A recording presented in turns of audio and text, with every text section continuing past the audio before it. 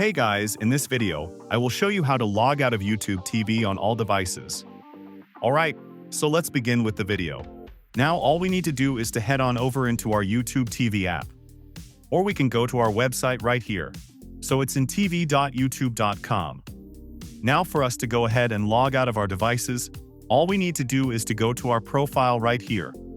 And for the browser version, you have this arrow right here where we can go ahead and click on sign out to sign out of our device on this PC.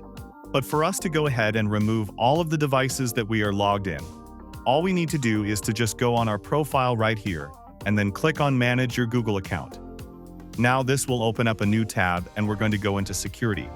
And then we're going to go all the way down until we can go ahead and see your devices right here. So go ahead and click manage all devices. Now we can go ahead and see all of the devices that we are logged in with YouTube TV or even all of our Google account. Now for us to just go ahead and remove one of them.